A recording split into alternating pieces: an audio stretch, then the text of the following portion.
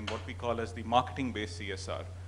So there is a lot of negativity around this, like a lot of people invest and it is marketing-based CSR activities which do not have real impact on the ground.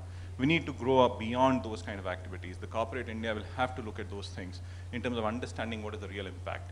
So that is where it is. In fact, now let's move forward. We are running behind schedule. We'll just try to cover up now. We have the panel discussion now and we have some very interesting people who are going to be here. So can I invite Raja Chaudhary, who's going to be moderating this session for us. Raja.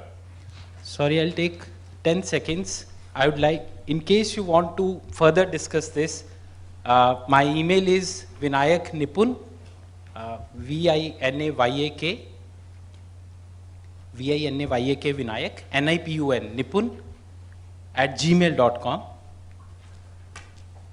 And my mobile number is 9650 30 7575. I'll be very happy to assist. Thank you. Thank you. Thank you, Nipun. Thanks a lot. So now, can I actually ask the panelists to come on stage as well? Wilfred Alberg, who is the chairman for India Council on Competitiveness and the managing partner for Roland Berger. Ganesh Tripathi, he's the chief sustainability officer at Jubilant. Pranshu Singhal from Microsoft. Ajit Patnaik, corporate sustainability head from Tata Housing, and Raja Chaudhary. Please, so if we can just have you here. Thanks. Let's do it in sequence. Hi, how are you, sir? You're Ganesh, right? Yeah. Wilbur, you sit second, Ganesh number 2. Yeah. And let's do it in the order that we're in. Pranshu, you be number 3. And Ajit, how are you?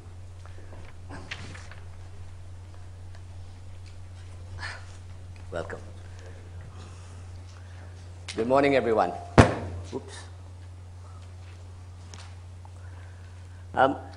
We're talking today, I mean, we had a very interesting couple of conversations just now about sort of getting corporations, persuading them and by laws also forcing them in some way to be more socially responsible, to pursue sustainability, to be more social in their outlook.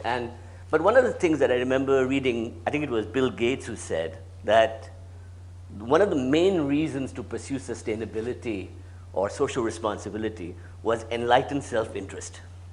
You know, the markets we are creating, the consumers we have, the nature of our role in the world today, this becomes a case of persuading corporations, just like we want to persuade the villagers to shit in toilets and be a part of the community. We need to persuade our corporations and talk about the idea of enlightened self-interest that is actually good for the profit motive, that is actually good to create a society where we actually are sustainable, where we are doing something socially responsible. So today we're going to have a very interesting discussion. And we have 3 examples here and 1 driving example of how companies are doing innovative things in the area of both sustainability and social responsibility. And I'm going to introduce one by one, and then what I'll do is I'll introduce all of you, and then I will ask you each to speak a little bit about an area that you're working in and tell us what you're doing. And then I'll ask some questions, and then we'll open it up to the audience after that. Okay, right. So my first panelist is Dr. Wilfred Alberg, and he is the managing partner of Roland Berger Consultants here, which is their top 5 global management consulting company. And he's previously a Mercedes-Benz. He's a physicist as well, and he advises companies and works with companies who are looking to enter into the Indian market and work in India to develop strategies on automotive, aircraft design, things like that. So he'll be talking a bit about that in his part, and I'll go through the panel. We have Mr. Ganesh Tripathi, who is the Chief Sustainability Officer of Jubilant Life Sciences. Now, Jubilant is one of the world's largest ingredient manufacturers for the pharmaceutical industry. They're global. I mean, in most of the medicines probably out there, there's something of their ingredient in it. And so, but they've also developed very strong sustainability models, and we'll talk about that in a little bit. Right. Just one thing, that he is also an alumni of the Cambridge Leadership Program on Business Sustainability. So he is very much connected to that whole realm. Right. Our next panelist is Pranshu Singhal. Pranshu Singhal. And he is the Director of Digital Learning Strategy at Microsoft, right? Is that correct? And he's also the Head of Sustainability for Devices. So he's been in the device sector for 10 years with Nokia and then Microsoft as well before that. But his whole area is on how device manufacturing and execution can be kept sustainable and can be used for social good as well, right? And he's working on that sector, right? And he also runs a non-profit venture called the Create to Inspire Youth Fellowship, I believe. Yeah, it's a fellowship. The fellowship, and he's doing that. And he'll talk about that a little later, I'm sure. And our last panelist is Mr. Ajit Patnaik, who is the head of sustainability and CSR at Tata Housing. And he's been with Tata for a while now, Tata Communications before and Tata Housing. He himself is an environmentalist and a journalist and a mass communications expert. He's come from that background, I believe, if that's correct, right? And Tata Housing is a very interesting company because they're emerging as one of the largest construction companies in India. But they've also built into their vision the idea that we build sustainability into everything we do. So this is going to be an interesting point I want to look at because they've actually launched 4 or 5 programs that are doing some very interesting things, and I'd like to hear about them from you when we come to you. So let's start with Wilfred. And Wilfred, you've worked with Mercedes-Benz, you're working with so many corporations who are working in India and in Germany, and you're also covering Asia and Middle East and South Africa as well, I believe. So can you tell us a bit about how you are advising companies and where you think companies are going when it comes to sustainability and the social responsibility component? I think there are basically 2 or 3 different things. The first important thing is there is a strong connection between government and companies in the sense that at the beginning of the discussion about sustainability, government does typically play a significant role in terms of driving companies towards more sustainable behavior. The whole environmental discussion in the West is a good example of that, which is then followed up by your customers actually driving your decisions. If you look at car design today, you have certification of vehicles from the very conception of the vehicle to the dismantling and the recycling of the vehicle. So people calculate their CO2 impact on the whole life cycle to show to their customers we're actually creating transportation in as sustainable way as possible. So what we see in the West in particular is a strong push from the market. So then your enlightened self-interest obviously is to cater to that demand. What we see in India is, if you look at a company like Godrej, right, is in my opinion a very inspiring example where again a company has decided to make money by selling a 1 INR mosquito repellent. Right? Basically 5 hours of undisturbed sleep if you're sleeping out in the open in the villages. Now to drive that, they needed to reinvent and redesign the whole manufacturing and formulation, bring down energy consumption by 60%. So again, it is the idea of creating value for customers combined with a very strong focus on execution and innovation and engineering that allows you to then create value in the sense you're making money. No? You basically increased your markets and you're creating not only a positive impact, but also a positive business impact. Right, so that's where I think we see quite a few companies moving. Amit's point about marketing CSR is a concern.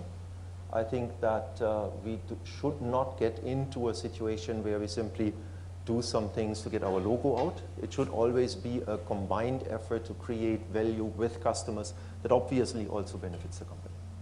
I think that one of the problems we face is that with the 2% rule is that the majority of companies tend to want to just hit that mark, right? But to actually build in sustainability and social responsibility into the DNA of a company is harder, especially in India where profits are small and margins are small. It's very difficult to persuade entrepreneurs, right, and business owners, large business owners and their shareholders that it's a good idea. So let's talk about Jubilant and what you're trying to do there. Ganesh, if you can take us through some of the steps that you've been taking, and it seems quite innovative. Yeah, actually, if you look at sustainability and CSR and the interlinking, every organization has their own problems and own challenges. First of all, sustainability as a concept should not be looked at a trophy concept in the organization. It has to be into the operational level. Even I strongly deny to the concept that sustainability or CSR should be at philanthropic level or at strategy level. It has to be at operational level. And when you want to go and take it to the operational level, how do you imbibe sustainability and CSR at every structure of your business dealings or business processes? That is more important. Every organization has a lot of department. It's a department like supply chain, it has department like manufacturing, it has department like corporate communications, marketing, and so on. How each and every department will imbibe a bit of sustainability and CSR into their own strategy, that is the key. Unless otherwise, the DNA will never change, and what will have only a plastic surgery, and that will not do good for the society. And I personally believe that every organization who is really into the sustainability and CSR should look into that how they decouple from the limits and the government regulation and recouple with the society and the stakeholder at operational level. That is the key, and that is what Jubilant try to do, because our basic objective is not to create a big impact in the country, because our plants are limited locations. We have 7 plants in India and 3 in North America. And what we want to do around our plant, those who are touching our plants through any concept, those who are having some sort of relationship with our operations or some sort of relationship with a business, we want to look into their core aspect and their aspirations, how the company can create some value and which will give us a license to operate. And that is a big thing what we do. And we go to our people, understand their needs, and we do sustainability projects, CSR projects, which will be long-term and sustainable. We do not take projects just to show or make some sort of news items. Yes, Jubilant is doing this or Jubilant is doing that. What we try to do is, if you take 2 projects, we see that those projects are going well down to the masses, and the people are getting benefit for the long run. That is what we feel. And how, can you give us a couple of examples of specific things that you have been able to achieve that did that in the local 7 communities that you worked in? Yeah. I'll just give one example which we did in Gajraula in UP. We have a largest plant in Gajraula. And that Gajraula is surrounded by around 20-25 villages. And all villages actually directly or indirectly involved in our plant, because people from those villages come to work in our plant. And whoever come to work, what is his aspiration? That he wanted to see his children getting education. So we realized that all the government schools in and around of the villages are not managed properly. The educational concepts are not managed properly. We thought, let us go and do a little bit improvement there. So what we did, we adopted around 125 schools, government schools, and today we are actually touching lives of 13,000 students. And not only 13,000 students, from 13,000 students, let's say 2 parents, so we are again touching life of around a group of around 40,000 people, and we are pushing our sustainability agenda, our environmental agenda, everything through those things. And we believe, catch them in, we have created a metrics like how do you evaluate the quality of education in those schools? How does that quality of education can link with the CSR? Because one of the component of CSR for our company is called education and making people grow, so that their knowledge and aspiration about sustainability will go up. So in 2011-12, we have started something called Jubilant Eco Club, where all these 13,000 young children were involved into the ecological activities of plantation. So we have started a concept called Har Angan Mein Ped. So we have donated 2 saplings to the children, and we also invited their parents into that function, and we told, like, you are taking care of your children, here are another 2, you take care of this. So you just imagine 40,000 people, 2 trees, 80,000 trees over last 3 years, and all the trees, the survival rate is more than 90%. That itself is a small impact to the society, which you would have just done with very minimum expenditure, but with a concept linked to the people. Very, very powerful idea, and I think if it spreads to a broader community, that will be very interesting. Pranchu, I mean, at Microsoft and Nokia, the biggest problem is that you're now, what, 1/3 of the market in India, I believe, is it, what's the scale? It used to be. Used to be, it's dropped a bit since Samsung and all have come in and the Chinese have come in. But the disposal of batteries, the problem of waste management, the problem of tower building, these, you know, the mobile industry is going to face a lot of, is already facing a lot of criticism and a lot of nightmares in dealing with these things out there. So tell us about your approach and what you are trying to do and what Microsoft and Nokia are doing in that area. Sure. So, I really liked that session before us because the underpinning was, you know, what you don't see, you don't value, or you don't kind of do anything about it. And that's the same with ecosystem. We get all our services, anything that we are reliant upon, whether it is production of any sort of thing, our services, anything, you know, we are completely reliant on ecology. And at the end of it, you know, we forget that this is where it all comes from. And, you know, CSR, I mean, I find something odd about this conference because it's being looked in isolation in some way, and we are talking of that things have started from 1 year. It's not, it may be true in some sense, but not really. Because this is a journey which you have to start right, you know, while the company is being formed, while you're setting the whole ethics, governance, principles of how the company would be run, and then build upon it. And if I were to look at Nokia devices, which is now Microsoft devices, one of the very fundamental things which happened in the company was right from day one, it was defined that whatever we do, you know, we have to be a leader. And leadership is, you know, again, the glass of water example was fantastic. You can't be a leader if you are not leader in every segment. I mean, even one drop of any wrongdoing or not taking care of anything kind of, you know, dilutes the whole purpose. And then there is this whole issue of, you know, so let me look at environmentalism in two ways from a company's perspective. One is the whole production part of things. So how do you come up with products which are environmentally better? So you look at the whole life cycle of a product, right from where are the materials coming from, how do you manufacture your components, how do you assemble them, what kind of logistics is involved, how do you sell to customers, how do you even take back from customers, which is something that you did with mobile phones, and I'll spend a couple of minutes on that later. And then how do you recycle things? But that's just one part of the story, and you can do fantastic work and produce products which have minimum environmental impact, but you can never have products which have zero environmental impact. It's physically not possible. You can offset impacts, but that's a different game. But you can only reach to a certain level. Now the second part is, and this is what we started doing first thing, that we need to ensure that we are having minimal technologically possible impact.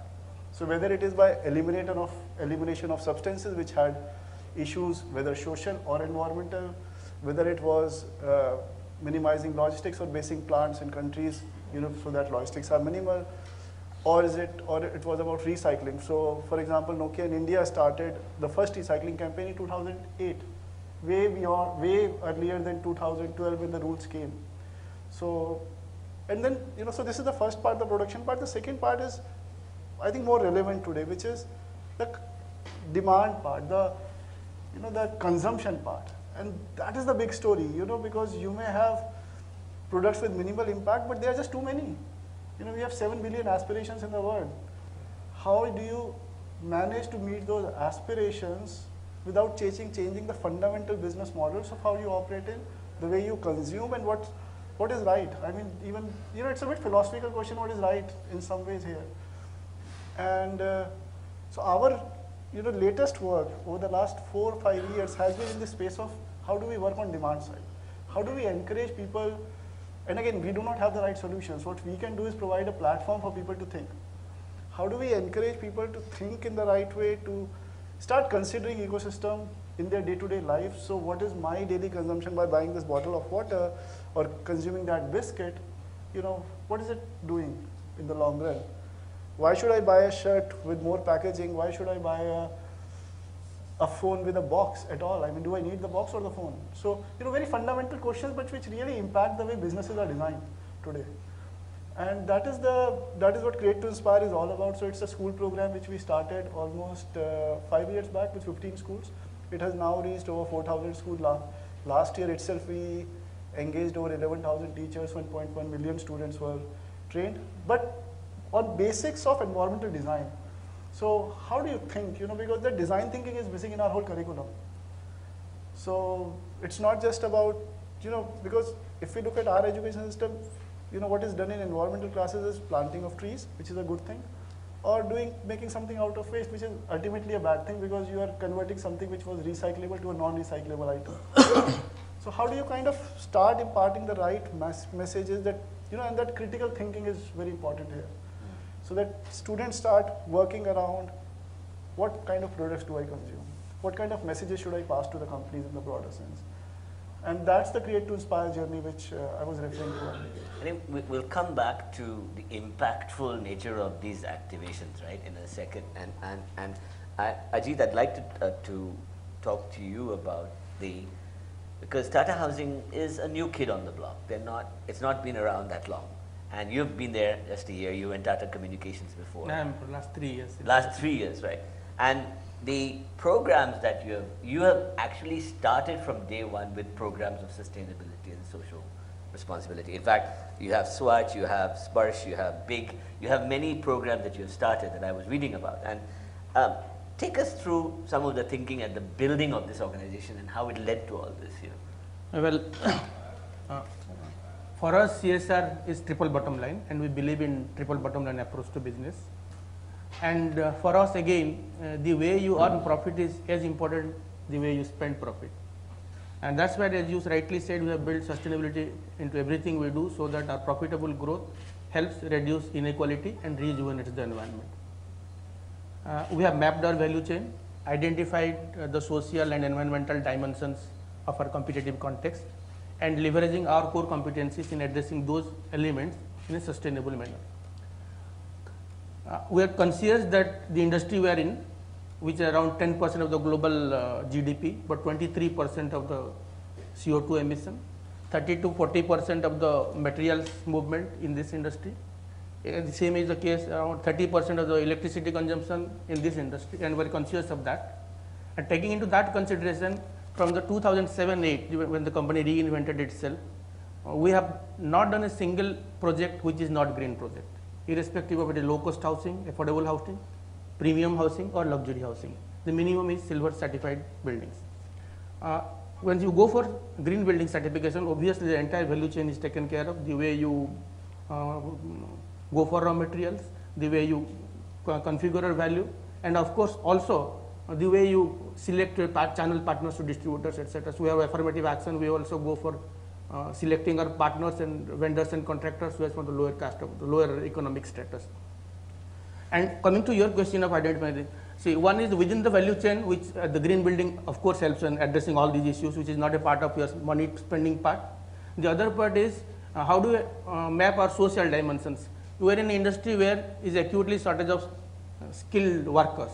So our skill development initiative is aligned to the construction related skills, education, and also we are in a sector where by model our housing projects are in the outskirts of the cities. So there you found sudden because of the land people having land, they sell that land and they become fast richer. But the people do not have land, they are the worst sufferers because of the they can't afford to live with that status, social status the others are having. So there we are focusing on their entrepreneurship development, etc. That is from social dimension. Coming to the topic of the discussion today, environmental field, what we are exactly doing. Of course, we are looking at the alternative energies, etc., alternative materials, etc., as well as the IGBC criteria that fulfills everything. Though it costs around 7 to 8% more than the actual cost, we have mapped the value in terms of the actual users. So if the cost of a green building is around 7 to 10% higher, what the actual the house owner gets benefit of that? We have checked that around 40 in one of our completed project we studied that, and we found that on an average annually one person will save 44% from energy, and the society will save 60% from energy bill, and around 43% reduction in water use because of that IGBC certified buildings, and also you will get around 4% reduction in freshwater use, because that is all because of our activities within the fence.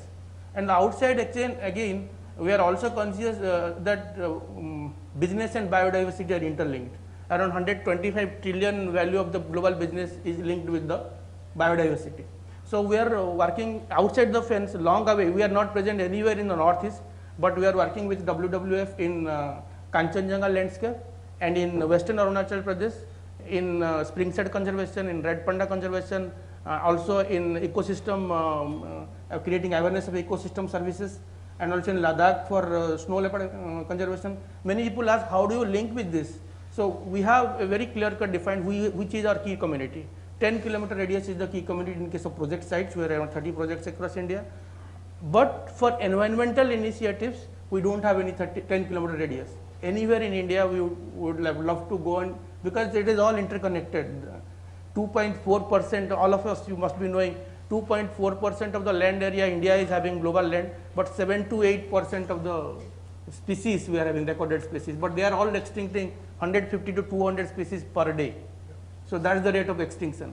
If business can do something, it is all interlinked. As I say, $125 trillion of business associated with biodiversity, and also it is directly linked with my nature of business, my company's nature of business. So that's the way. And one more important thing I would, before I conclude, let me tell you that before this 2% CSR profit came last year, we have a very unique feature of unique model of financing our CSR initiatives. 1% net profit of the previous year, and 6 rupees per square feet of sellable area in case of premium products, premium housing, and 4 rupees per square feet area of sellable, 4 rupees per square feet per sellable area of low cost housing for our CSR expenditure, irrespective of profit or loss, and we follow that also. So overall, it should not be less than the government direction, but overall it comes as around 4%. So irrespective of profit or loss. 4%. And now we continue with that. The board has mandated that policy. So you will find we're a small company, around 1,200 crore turnover. Last year, for example, around 4.38 crore was the government mandated budget, but we spent around 6 crore, because that's the way 6 rupees, 4 rupees, and 1% net profit. So irrespective of we make profit or not, we are creating some sort of nuisance. The best to is not to construct it, green to be not to construct at all. If you construct, there is nuisance anyway. So we are morally responsible to do, and we do that. I think we have a very interesting range here, because we've got your expertise in automotive, we've got the pharmaceutical industry, we've got the mobile and technology area, and we've got the construction, which together combined is a huge amount on the impact of the environment in India and worldwide. I mean, I think at least 40% would be these 4 industries alone. So what I'd like to talk about is, to your point just now, which is that the investment, almost the venture funding of sustainability and environmental thinking that most corporations now have to think about, rather than let's just meet our 2% quota, but let's look at it from an operational point of view, let's look at it from a sustainable view. Let's talk about that a little bit, because you've been working with companies to help them optimize those things. So let's talk about that. Yeah, I think there's one thing that's happening globally, and I think the sharing economy is basically changing de facto industries. If we look at the automotive industry, concepts like car2go, where you basically pick up a smart, via your iPhone, unlock it, drive it somewhere, drop it. Those are projected to replace 9 cars that are being bought. So coming back to consumption, I think that is going to be a major impact on the global automotive industry. Not only the global automotive industry, that the same applies, for example, to Airbnb and other concepts, where de facto industries are changing, driven by consumer behavior, driven by the awareness of consumers, that they say, listen, I just don't want this anymore, right? I don't need to own the latest, biggest, greatest Mercedes-Benz and drive 250 kilometers an hour over across the roads. I just want a car to get from A to B. So that's going to be a big impact that will combine probably also with a huge threat that's coming out of China in terms of cheap production of vehicles. The second thing that I wanted to discuss as a point was, I'm not so confident that CSR is the right approach. I think shared value is what we need to aim for. A good example is Godrej. Godrej basically had the Shakti Amma project when it was a CSR initiative. They said, okay, fine, we give some money to some ladies and they just go in the villages, they sell some of our products that didn't go anywhere.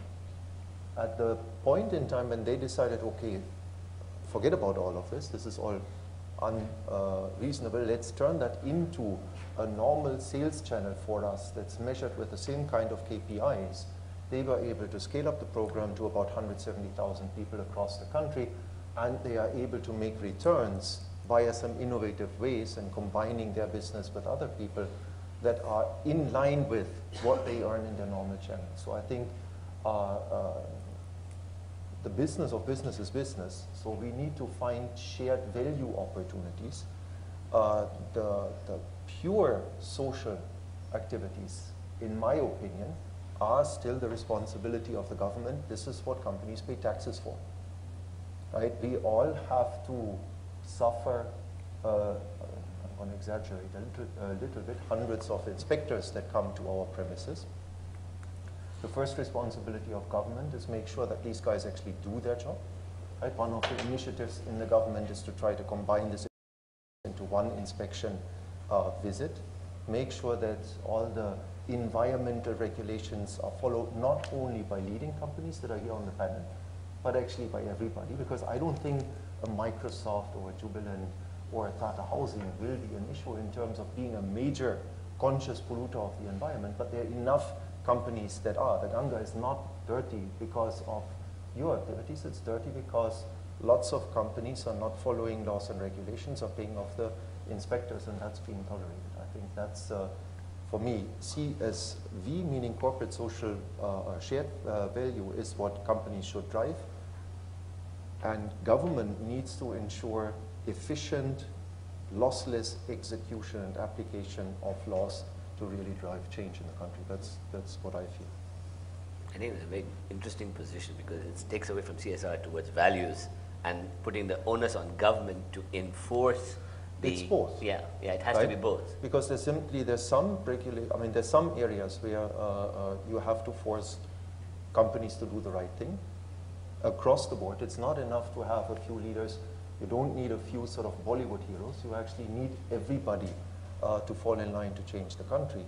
And the second thing is the enlightened interest. We are going back to the HUL example. They've created a competitive advantage with a distribution system in India that is very, very hard to copy. Yeah.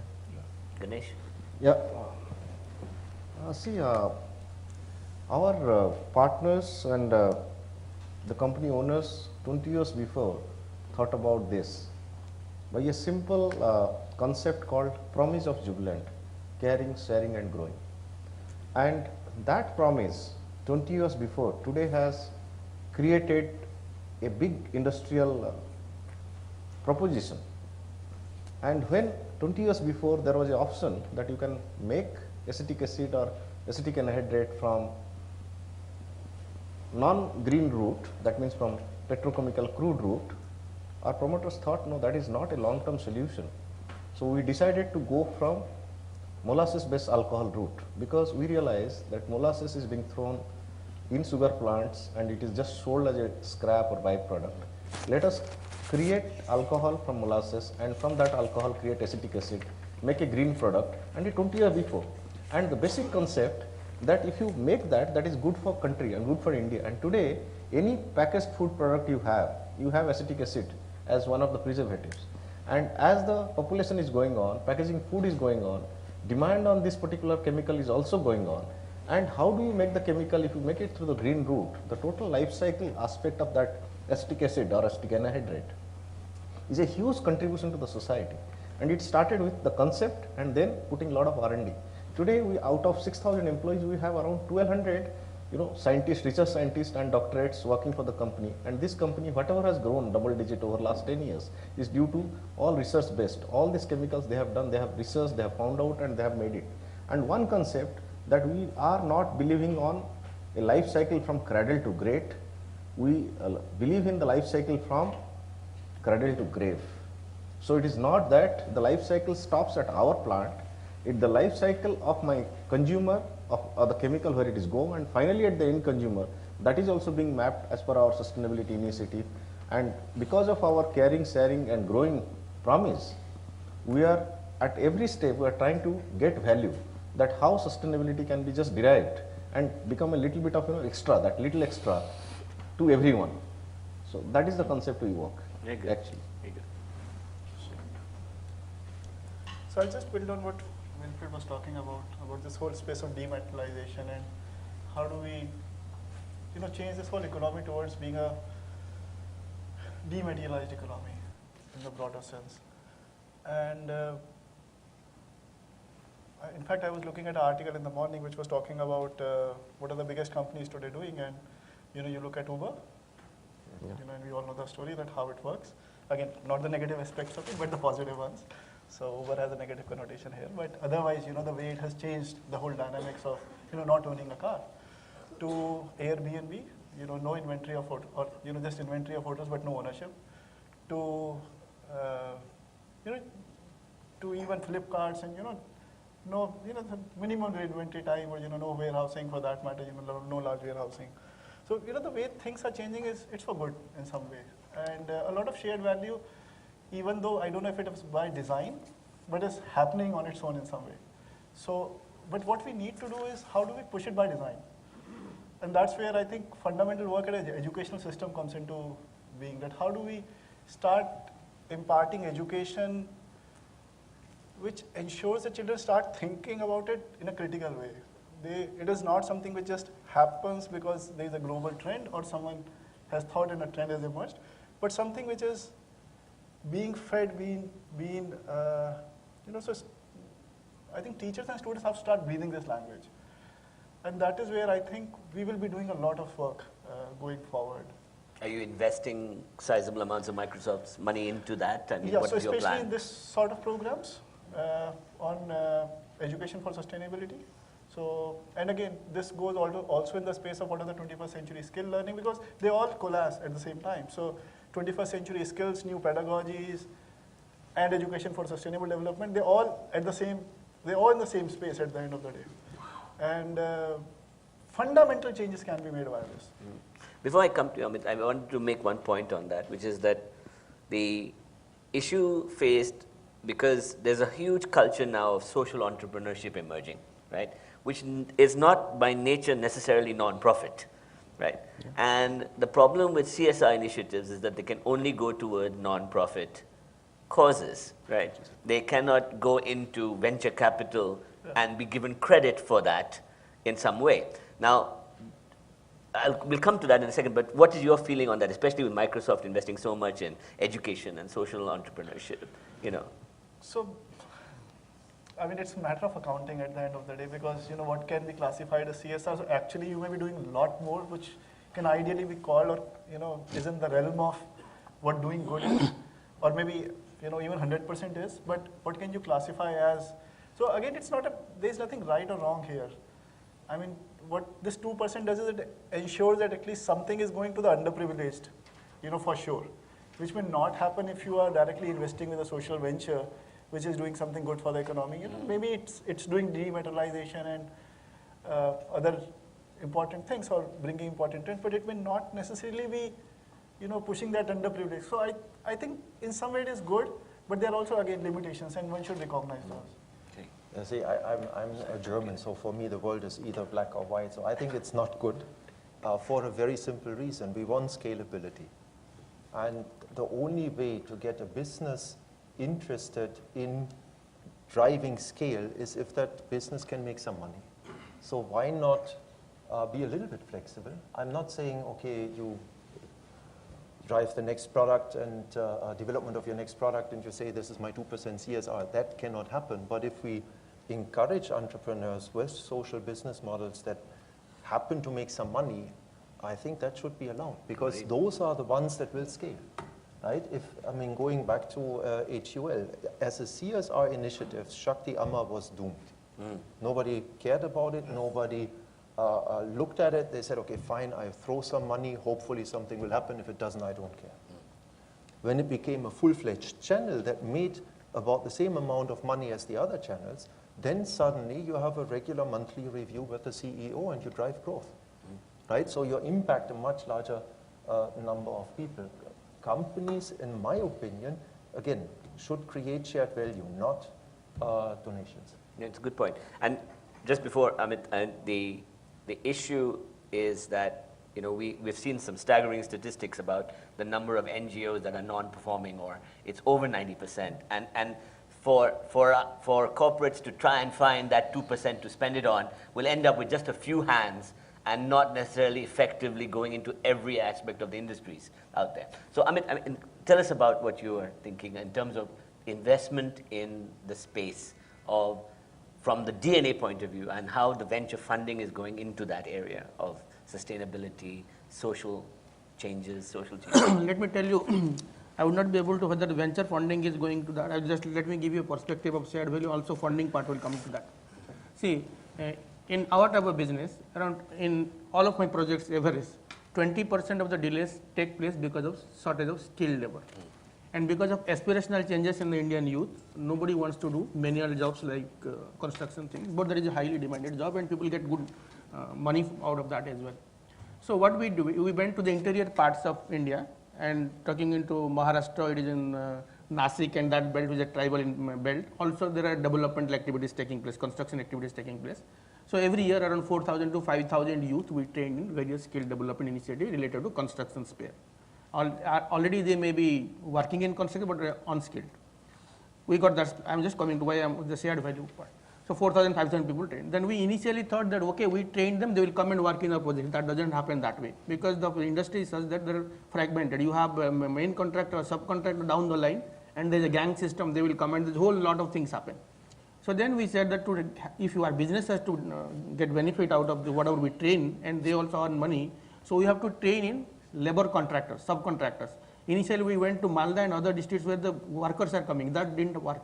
So we went, and out of this 4,000, 5,000 trained youth, we skilled, we developed entrepreneurs, say around 100, 120, and they don't have money. So we went to our sister organization, Tata Capital type, they also, they are funding. So we also asked them to fund them because we are giving them assured business.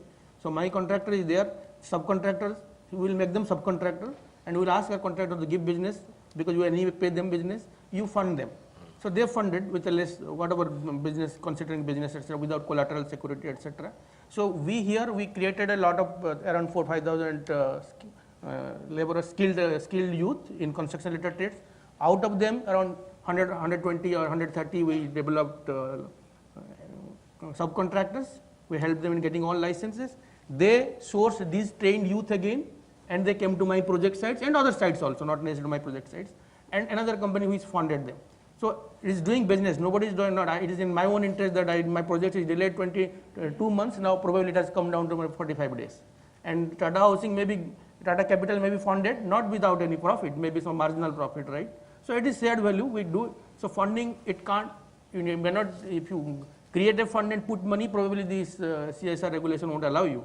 But if you create skill development initiatives, put them, develop entrepreneurs, contractors who become the part of an ecosystem, that's clearly allowable in that.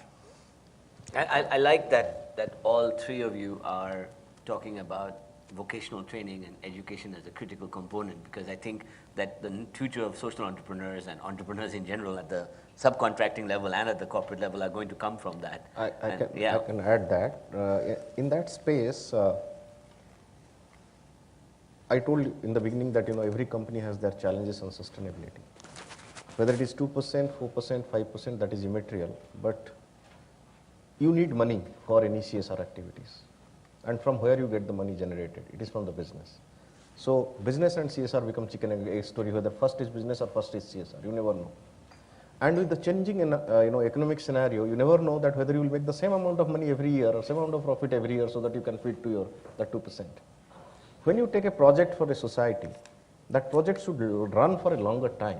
You cannot just take a project because this year you are making good profit and suddenly next year due to anti-dumping duty or some issues or your sales are not there, profit is not there and you don't have the money. So what we have done in our case, every project we have taken, we have started a shared project. Like we are into the vocational training space. And in the vocational training space, what we do, we spend a certain quantity of money every year. But now we have tied up with, let's say, Schneider, we have tied up with Godrej, and we have started giving trainings. Earlier, we used to do it by ourselves. For example, we have vocational training center at Gajrola, where you train people on electrician course for 6 months and make them employable in the rural village so that they can earn their livelihood. And suddenly we realized that that is not our cup of tea. we cannot go on expanding thing. So we tied up with Schneider. Now Schneider is participating and they are training. We are providing them the facilities, we are providing them the schools, all the generators, instruments, everything, and Schneider is giving them the faculty. So they are now training. Godrej is now giving us the beautician course for the rural ladies so that they can earn the livelihood. So on the space of this project, we have created a self-sustenance type of project where a shared value concept has brought in, which has actually decontrolled the impact of the business up and down into the CSR. So the funding part is taken care of, and all the businesses become self-sufficient. That is one key thing we have done. Thank you. And I'm going to open it up shortly to questions from the audience.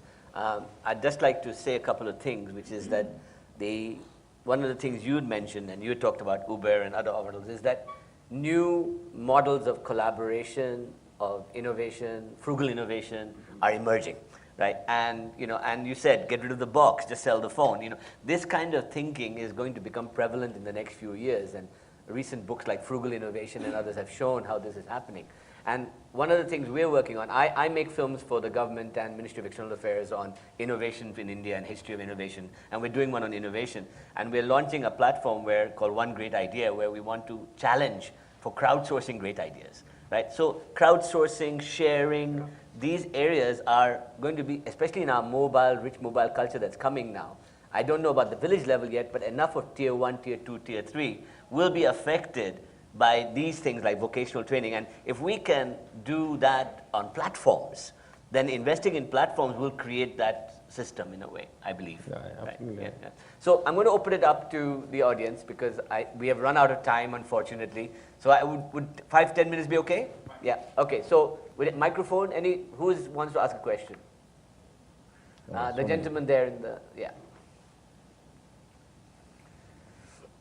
And please tell us your name and stand up and tell us your name. Yeah, my name is Sunil Gupta.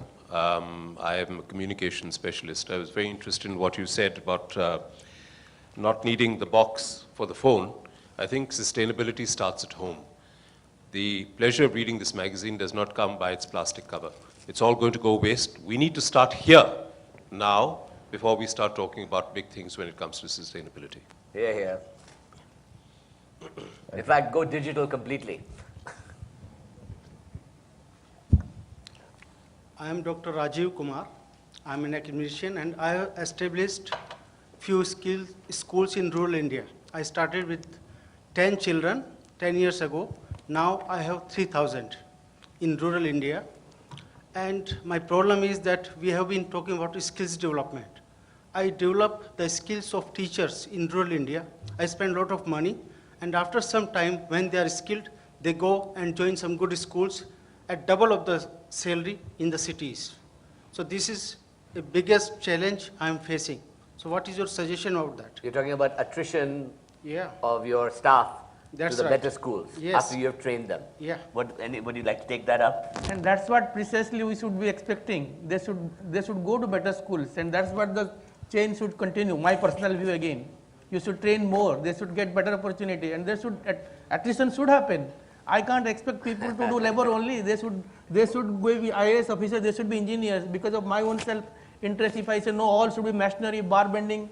But sir, it should be a two-way process. It should not be a one-way process. I have been inventing. I have been investing money in that, and they go and join. Well, so perhaps one of the things you need to look at is that apart from income, which is one of the driving motivations for them to leave and go to a prestigious school in the city, what is the quality of life that you're creating for them in the community that makes them not want to leave? Because one of the biggest problems with any maker or sharer is that how do I want to stay in my village or my town and I want to help out, but I get this huge salary from the city and but I'm going to live in a tiny flat when I get there. I'm not going to be very happy. I want my family life in the village. So I think your question should be the bigger ecosystem you're creating around your school and around your community would be the bigger question. Would you agree? Absolutely. No, I mean, we have another example. It's a school in Chennai that was built some 50 years ago, and they do exactly that. They invest in their own people. The advantage is people are happy, they tend to stick around. Some go, but it's not a major attrition. So it depends on what Raja was saying. I think that's the sensible way to look at it. The problem is, sir, that I am getting teachers. I am hiring buses. I am getting teachers from cities. They come, they are getting upgraded, and then they go back. Let's continue this afterward in the reception.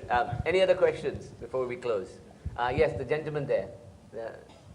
Just no. Okay, go ahead, please. We'll come to you next, and then we'll come to you. Can the social impact be directed towards corporate employees?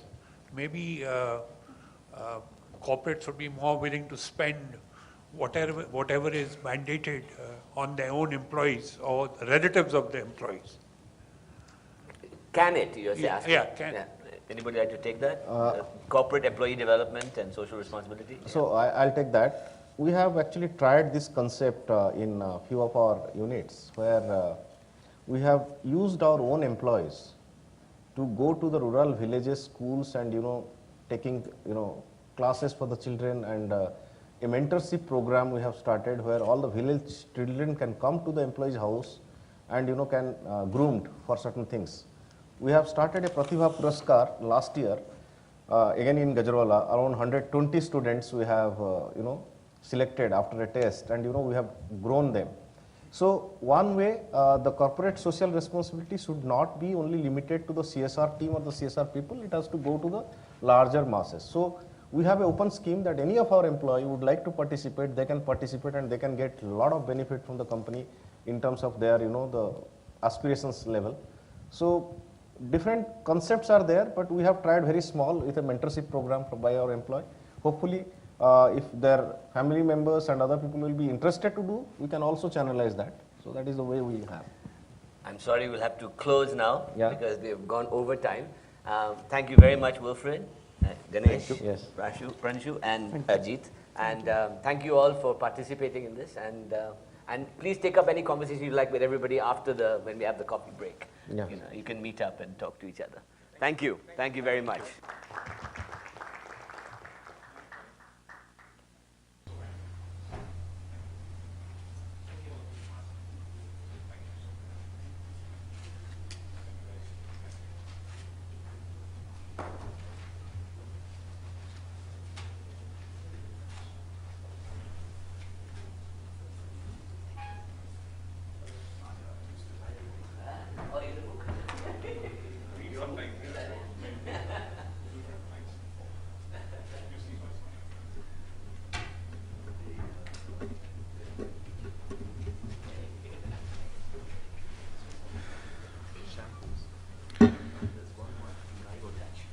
Okay, thanks a lot, Raja, for this very interesting discussion. In fact, we just go to the next speaker. We have a special guest who has flown all the way from US to really be with us today. We have Richie Ahuja here, who heads the EDF in the region. In fact, Richie is passionate about social enterprise and the category of work around. And very interestingly, he's been talking about issues pertaining to development, sustainability, and so on and so forth. Homegrown person, studied in Calcutta, and then probably did something in Thunderbird, and then actually does more traveling than anybody else that I've actually known except myself. So that's what it is. And but a great friend, we met for the first time in Bhutan, and we talked about sustainability issues at that time, and we just got super excited, and we thought, we need to actually get you here to speak on something. Richie, thanks a lot for joining us today, and we look forward to your interaction, please. Richie, thank you.